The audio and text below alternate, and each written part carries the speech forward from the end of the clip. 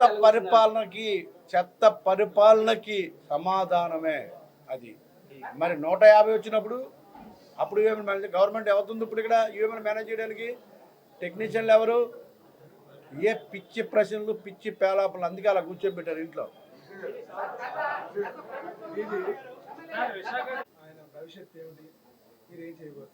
ఆయన వీసీగా ఏ రోజు కూడా ప్రవర్తించలేదు. అక్కడ ఒక కంచె ఏర్పాటు చేసుకున్నాడు. ఎవరో పెద్ద టెర్రరిస్టులు ఉంటారు చూసారా, ఆ టెర్రరిస్టులు ఉండే విధంగా చుట్టూ కంచె ఏర్పాటు చేసుకొని ఒక 10 మంది భటులను పెట్టుకున్నాడు. ఎక్కడేం జరుగుతుందో ఇన్ఫర్మేషన్ అని. నేను చెప్తా ఉన్నా, ఆ కంచె అతి త్వరలోనే తీయించాలి, తీయిస్తాం.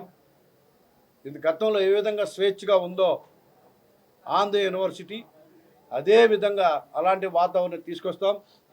నేను ఒకటే కోరుతా ఉన్నా, వీసీ ప్రసాద్ రెడ్డి గారి మీద విశాఖపట్నంలో ప్రజలతో పాటు అక్కడున్న ఎంప్లాయీసు, స్టూడెంట్స్ కూడా చాలా కోపంగా ఉన్నారు.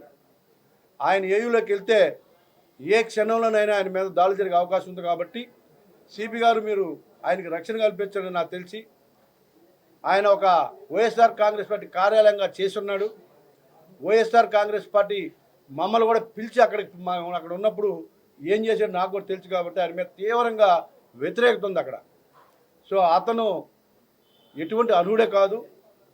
ఒక జగన్మోహన్ రెడ్డి గారికి ఒక ఏజెంట్గా పనిచేశాడు. ఈ ప్రాంత ఉత్తరాంధ్రాకి మొత్తం పదవులు డిసైడ్ చేసిన వ్యక్తి ఆయనే. ఈ ఉత్తరాంధ్రాన్ని మొత్తం పాడు చేసింది కూడా ఆయనే. ఇక్కడ నాయకుల మీద అందరి మీద కూడా బ్యాడ్ రూపెట్లు ఇచ్చి రకరకాలుగా చేసిన వ్యక్తి ఆయనే. ఏయుని వైఎస్ఆర్ కాంగ్రెస్ పార్టీ కేంద్ర కార్యాలయం కూడా చేసింది ఆయనే. ఆయన ఛాంబర్స్ వాడారు, ఆయన బంగ్లా వాడారు, ఆయన బంగ్లాలోని సర్వేలు చేశారు. సర్వస్వం అక్కడే జరిగింది. కాబట్టి ఆయన మీద చాలా వ్యతిరేకత ఉంది. అతను ఇంట్లోంచి బయట రాకపోతేనే మంచిదని చెప్పేసి నేను తెలియజేస్తా ఉన్నా. వస్తే ఏ క్షణంలోనైనా ఇబ్బందులు పడే అవకాశం ఉంది. కాబట్టి ఆయన అక్కడ పరిమితమైన మంచిదనేది నా ఉద్దేశం. అందరూ కూడా మనస్ఫూర్తిగా ధన్యవాదాలు. పవన్ కళ్యాణ్ గారు ఒక స్టార్ ఇమేజ్ ఇవాళ రాజకీయాల్లో రావడం జరిగింది. ఆయన వెంట మేమందరం జన సైనికులను నడుస్తాం. ఆయన యొక్క ఆశయాల కోసం ఆయన ఇంకా గొప్ప పొజిషన్ చూడడానికి శక్తి వంచన లేకుండా పనిచేస్తామని చెప్పేసి మీ ద్వారా ఈ రాష్ట్ర ప్రజలకు తెలియజేస్తా ఉన్నాం. Thank you. బాస్ కళ్యాణ్ గారు చంద్రబాబు నాయుడు గారు కూర్చొని వాళ్ళు ఏది చేస్తే అదే ఫైనల్. దాని గురించి మనకు తెలియదు, వాళ్ళు చెప్తారు. అవును, ఎండాడలో గ్రీన్ ఫీల్డ్లో దాని పక్కన ఒక పార్క్ కబ్జా చేశాడని చెప్పేసి కూడా ఒకటి వచ్చింది. ఏదో గ్రీన్ ఫీల్డ్ అపార్ట్మెంట్ దగ్గర ఏదో పార్క్ కూడా ఆక్యుపై చేశారని చెప్పేసి ఎవరో కంప్లైంట్ పెట్టారు. దాదాపుగా ఎంఈవి చేస్తున్న అన్ని ప్రాజెక్టులకు సంబంధించి తలా 10 అర్జీలు వచ్చాయి మమ్మల్ని కాపాడమని. వాటన్నిటి మీద విచారణ జరిపిస్తారు అధికారులు, ఖచ్చితంగా విచారణ జరిపిస్తారు. చట్టపరంగా ఉంటే ఓకే, చట్టపరంగా లేకపోతే ఖచ్చితంగా చర్యలు తీసుకుంటారు. మీరు అన్నారు ఎవరు కాపాడుతారు? ఇక్కడ ఎవరు బీజేపీలో ఎవరు కాపాడు, టీడీపీలో జనసేన ఎవరు కాపాడరు. తప్పు చేసిన వాళ్ళు ఎందుకు కాపాడుతారు? ఎవరు కాపాడు. తప్పు చేసిన వాళ్ళు ఫలితం అనిపిస్తారు, ఎటువంటి డౌట్ లేదు. చట్టం తన పని తాను చేసుకెళ్తుంది. మమ్మల్ని పర్సనల్గా టచ్ చేయాలని చూస్తే కాట్రాజు కామరాజులు గతంలో చెప్పా, వాళ్ళిద్దరికి మాత్రం ఇప్పటికైనా మంచిగా బతకమని చెప్పేసి తెలియజేస్తూ ఉన్నాం.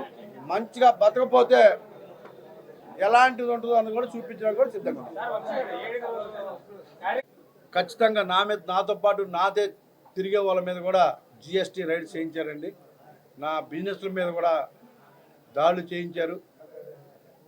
అలాగే సీఎంఓ నుంచి కూడా ఫోన్ చేసి నా బిజినెస్ కూడా ఆపించడం జరిగింది. నేను భయపడే టైప్ కాదు, భయపించే టైప్ అని చెప్పేసి డిసైడ్ అయ్యాను. కాబట్టే నేను వెళ్ళా. దాడులు చేశారు, దాడులు చేయించాడు. ఆడ బ్రోకర్ ఉన్నాడు కదా జీవిగాడు, వాడు ఈ కామరాజు గారు కాటరాజు గారు ఇద్దరు చేశారు. నా బార్స్ రెంట్కి ఇచ్చాను నేను, పబ్లోనే 2, వాటి మీద పంపించారు. ఆ కాటరాజు కామరాజులు ఇద్దరు ఖచ్చితంగా తగిన ఫలితం అనిపిస్తారు. వాళ్ళిద్దరు చేయించారు.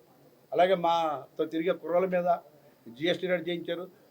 నేను ఒకటే చెప్తా ఉన్నా, వీళ్ళిద్దరితో పాటు సుబ్బారెడ్డి గారు కూడా చెప్తా ఉన్నా, మీకు ఈ గతి పడడానికి వ్యాపారాలు చేసుకోవాలి, రాజకీయాలు చేసుకోవాలి తప్ప కాటరాజులు కామరాజులా కాటేస్తే ప్రజలు చూస్తూ ఊరుకోరన్న విషయాన్ని గుర్తు చేశారు. ఇంకోసారి ఇలా తప్పు చేయొద్దు. కోల్చడాలు, వ్యాపార సంస్థలు, వ్యాపారస్తుల మీద దాడులు చేస్తే ఎలాగుంటుందో ప్రజలే చూపించారు. ప్రత్యేకించి నేను చెప్పవసరం లేదు. ఈ కాటరాజు కామరాజు నేను చెప్తా ఉన్నా, ప్రజలే తరిమి కొడతారు మిమ్మల్ని.